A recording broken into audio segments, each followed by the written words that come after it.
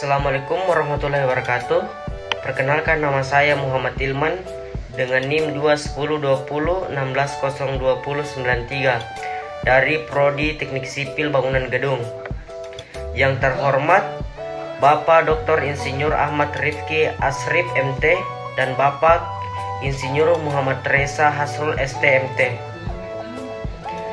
Puji syukur kita panjatkan atas kehadiran Allah Subhanahu wa Ta'ala yang telah memberikan kita segala nikmat, dan tak lupa pula kita kirimkan salam dan salawat kepada Nabi Muhammad SAW. Langsung saja saya akan mempresentasikan hasil dari PPT saya yang bertema yaitu aliran air dari dalam tanah atau sering disebut dengan permeabilitas dan rembesan.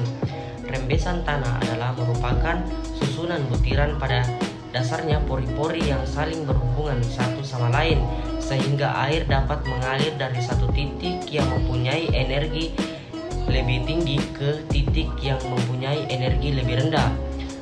Studi mengenai aliran air melalui pori-pori tanah diperlakukan dalam mekanika tanah karena hal ini sangat berguna di dalam memperkirakan jumlah rembesan air dalam tanah, menyelidiki permasalahan-permasalahan yang menyangkut pemompaan air untuk konstruksi di dalam bawah tanah, dan menganalisis kestabilan dari suatu bendungan tanah dan konstruksi dinding penahan tanah yang terkena gaya rembesan. Selanjutnya yaitu gradien hidrolik. Gradien hidrolik menurut persamaan Bernoulli tinggi energi total pada suatu titik di dalam air yang mengalir dapat dinyatakan sebagai penjumlahan dari tinggi tekanan, kecepatan, dan tinggi evasi. Selanjutnya itu tinggi energi total sama dengan tekanan bagi berat volume air tambah kecepatan kuadrat bagi 2 kali percepatan disebabkan oleh gravitasi tambah tinggi evasi. Apabila tinggi evasi bersama Bernoulli di atas dipakai untuk air yang mengalir melalui pori-pori 80 prinsip-prinsip, maka rekayasa geoteknik tanah bagian dari persamaan yang mengandung tinggi kecepatan dapat diabaikan. Hal ini disebabkan karena kecepatan rembesan air di dalam tanah adalah sangat kecil. Maka dari itu, tinggi energi total pada suatu titik dapat dinyatakan sebagai berikut, di mana diantaranya yaitu tinggi energi total sama dengan tekanan bagi volume air tambah tinggi evasi. Selanjutnya yaitu menunjukkan hubungan antara tekanan, evasi, dan tinggi energi total dari suatu aliran air di dalam tanah.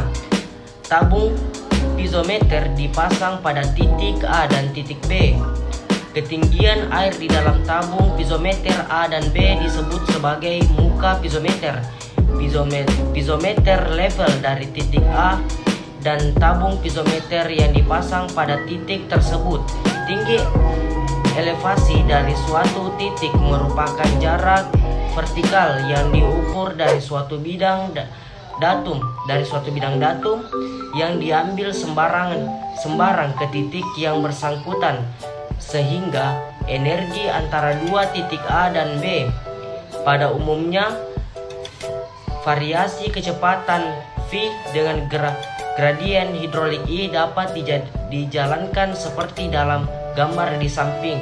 Gambar di samping ini membagi grafik ke dalam 3 zona, diantaranya yaitu zona aliran laminar zona 1 dan zona transisi zona 2, dan selanjutnya itu zona aliran turbulen zona 3. Bila mana gradien hidrolik bertambah besar secara perlahan-lahan, aliran di zona 1 dan zona 2 akan tetap laminar dan kecepatan V mempunyai hubungan yang linear dengan gradien hidrolik. Pada gradien hidrolik yang lebih tinggi, aliran menjadi turbulen zona 3. Bila mana gradien hidrolik berkurang, keadaan aliran laminar hanya akan terjadi di dalam zona 1. Pada kebanyakan tanah, aliran air melalui ruang pori dapat dianggap sebagai aliran laminar. Selanjutnya itu hukum Darcy. Hukum Darcy yang didefinisikan oleh persamaan menunjukkan bahwa kecepatan aliran V mempunyai hubungan linear dengan gradien hidrolik I, dan grafik dari hubungan tersebut melalui pusat sumbu Hasbo 1960 telah melaporkan 4 hasil pengujian yang dilakukan pada contoh tanah lempung yang strukturnya belum rusak. Berdasarkan pada hasil pengujian tersebut, maka koefisien rembesan koefisien mempunyai satu yang sama seperti kecepatan. Istilah tersebut, koefisien rembesan sebagai besar, digunakan oleh para ahli teknik tanah atau sering disebut dengan geoteknik.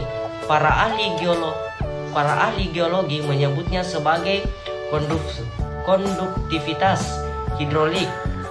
Bila mana satuan Inggris digunakan, koefisien rembesan dinyatakan dalam total volume. Dalam koefisien rembesan tanah adalah tergantung pada beberapa faktor, yaitu diantaranya kekentalan cairan, distribusi ukuran pori, distribusi ukuran butir, angka pori, kekasaran penukaan butir tanah, dan derajat kejenuhan tanah. Pada tanah berlempung, struktur tanah memegang peran penting dalam menentukan koefisien rembesan. Faktor-faktor lainnya yang mempengaruhi sifat rembesan tanah lempung adalah kontraksi ion dan ketebalan lapisan air yang menempuh pada butiran lempung. Selanjutnya itu uji permeabilitas.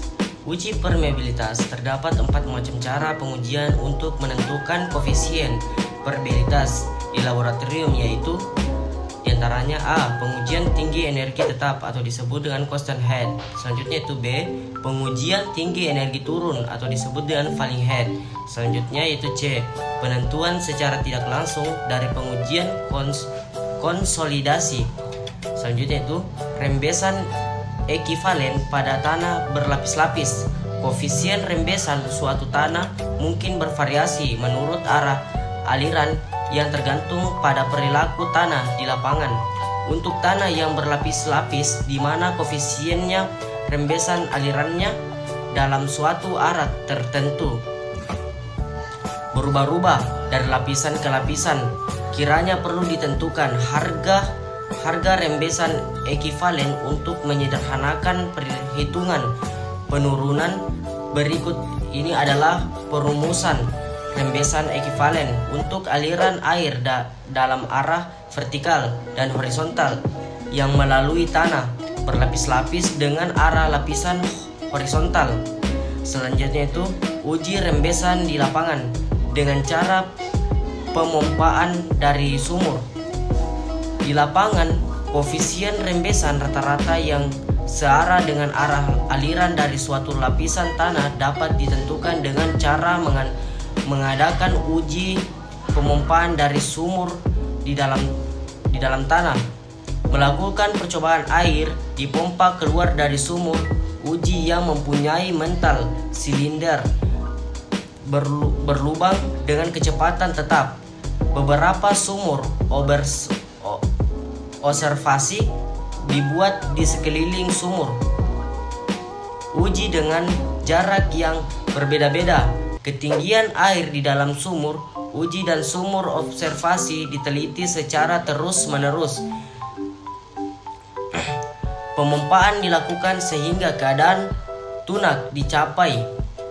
Selanjutnya itu pengujian tinggi energi tetap atau disebut dengan constant head, terbagi menjadi 4 bagian, yaitu 1. Pengujian constant head ini cocok untuk jenis tanah granular atau berbutir.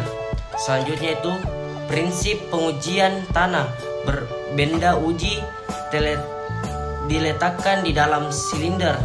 Selanjutnya itu pemberian air dari pipa masuk dijaga sedemikian rupa sehingga perbedaan tinggi air pada pipa masuk dan pipa keluar H selalu konstan selama percobaan. Selanjutnya itu pada kedudukan ini tinggi energi hilang adalah H. Selanjutnya yaitu setelah kecepatan aliran air yang melalui contoh tanah menjadi konstan, banyaknya air yang keluar ditampung dalam gelas ukuran kui dan waktu mengumpulkannya air dicatat. Selanjutnya itu pengujian tinggi energi turun atau disebut dengan falling head terbagi menjadi 5, yaitu diantaranya pengujian falling head ini cocok untuk jenis tanah berbutir halus.